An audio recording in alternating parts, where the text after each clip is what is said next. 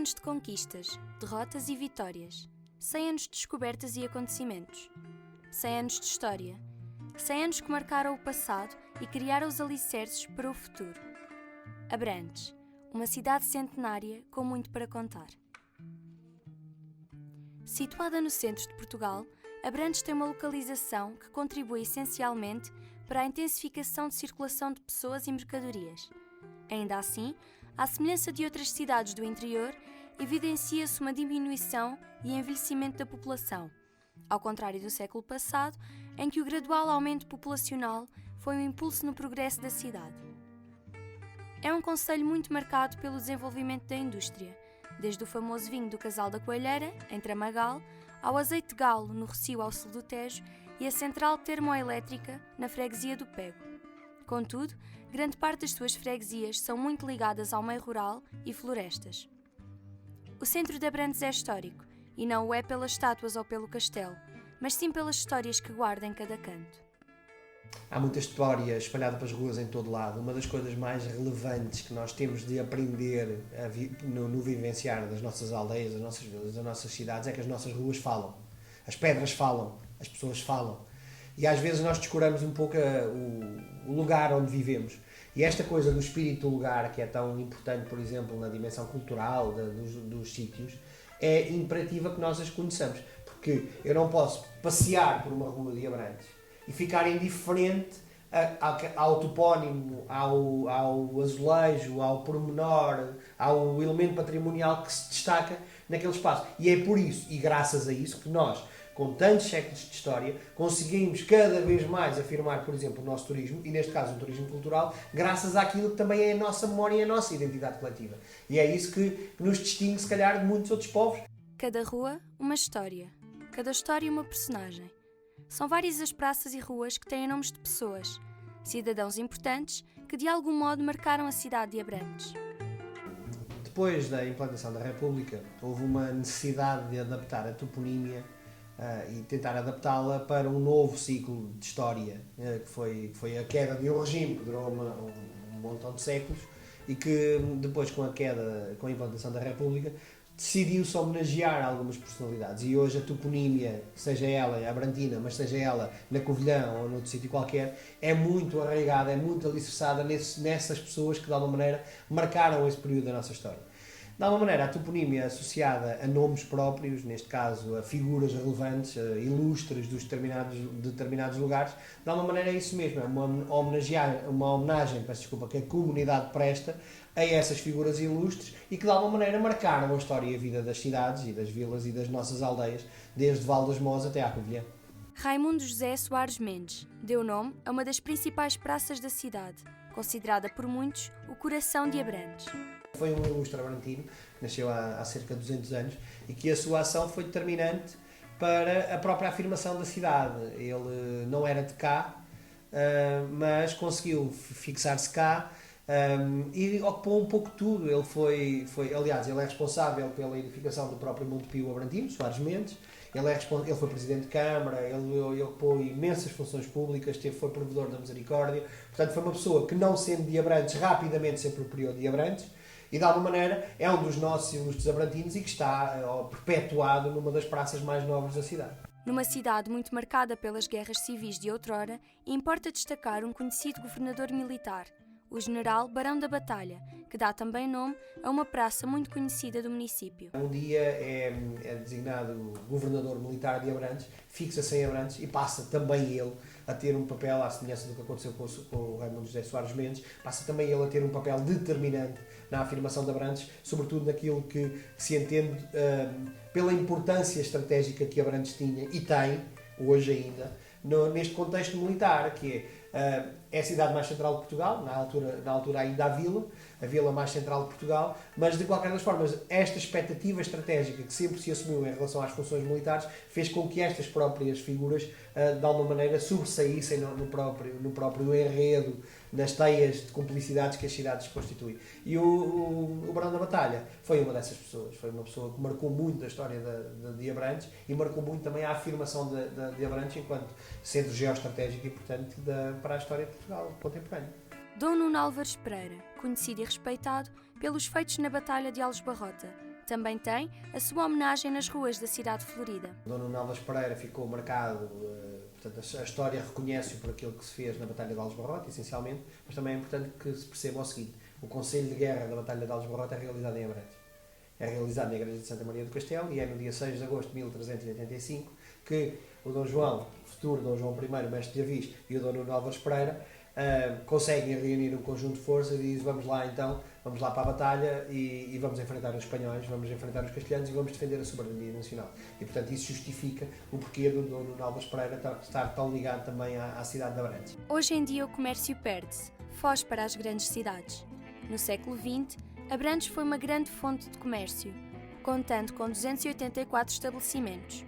Alguns ainda se mantêm no tempo. Falamos, por exemplo, da Pastelaria Palha de Abrantes, que está localizada na praça mais movimentada do centro histórico. Batizada com o nome do doce tradicional da cidade, a pastelaria é um negócio que Pedro herdou de seu pai.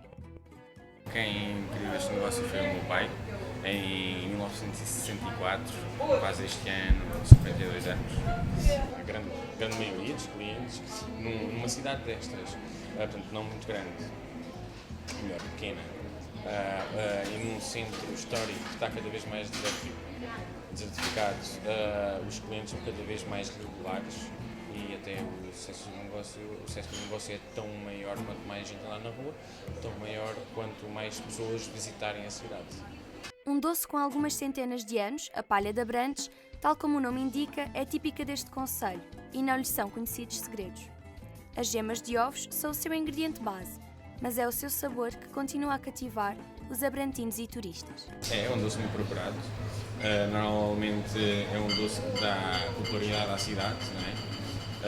Também por isso nós achámos por bem, neste caso o meu pai achou por bem, há uns quantos anos atrás, dar o nome da casa, que nem sempre foi Palha de Abrantes.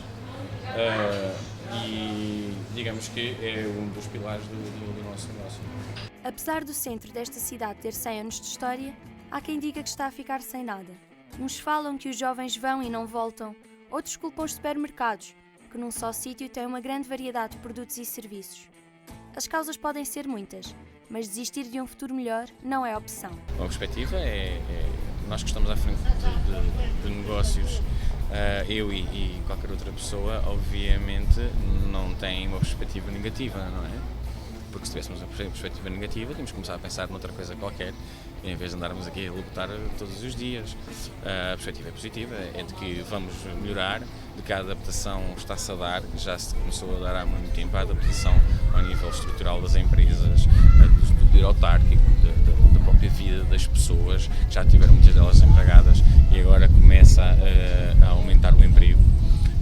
Portanto, há aqui uma quantidade de variantes, todas elas contam, e nós achamos que já batemos no fundo.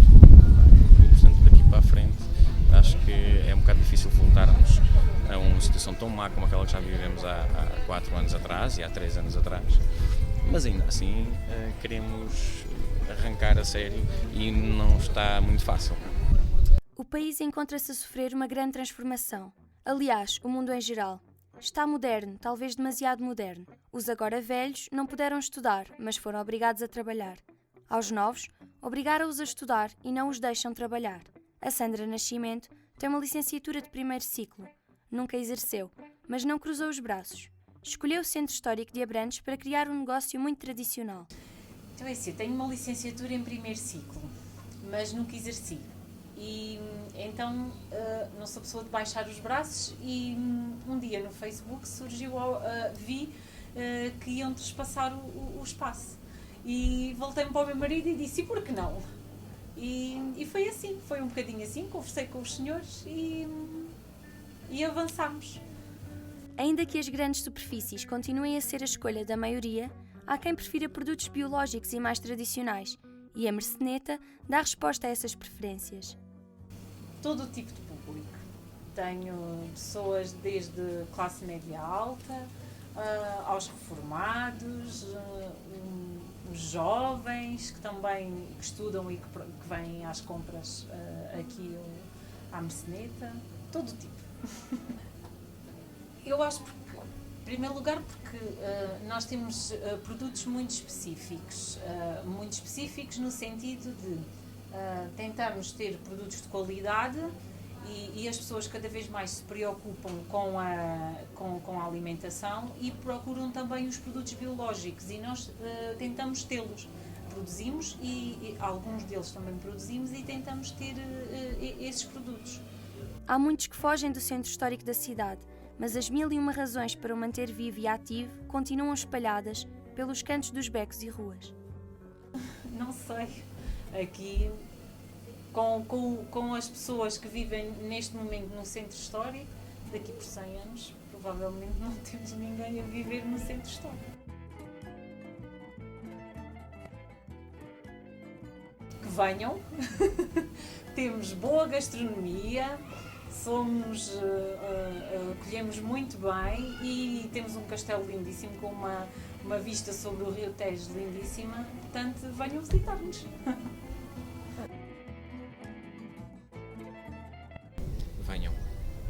Venham, visitem.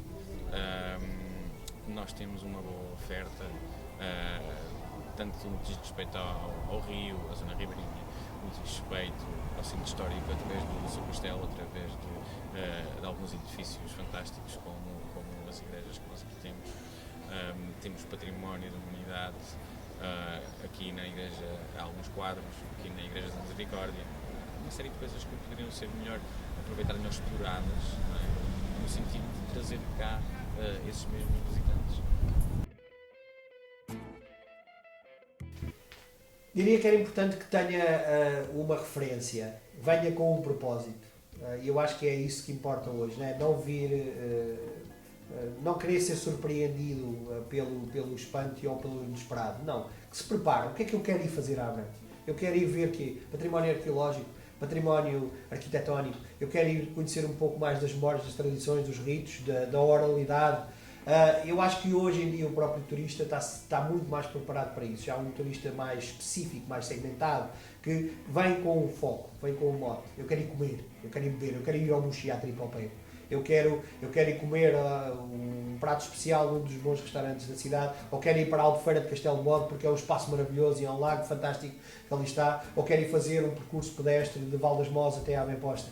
Portanto, que exista sempre esta dimensão de complementaridade e que nós sejamos capazes de responder a essa dimensão que a procura pretende. Quer dizer, eu não posso dizer, olha, visitem a cidade livremente. Não, tenham um intérprete, tenham alguém que faça a boa comunicação de cidade, que dê uma boa imagem de cidade, que faça um bom marketing do concelho, porque seguramente quem nos visita já vem muito mais informado. E hoje em dia, com isto, é tudo mais fácil, porque nós temos aplicações, temos formas diferenciadas de conhecer os espaços e, obviamente, hoje, com a ajuda da tecnologia, tudo se torna mais facilitador. Agora, nada substitui a presença física no lugar.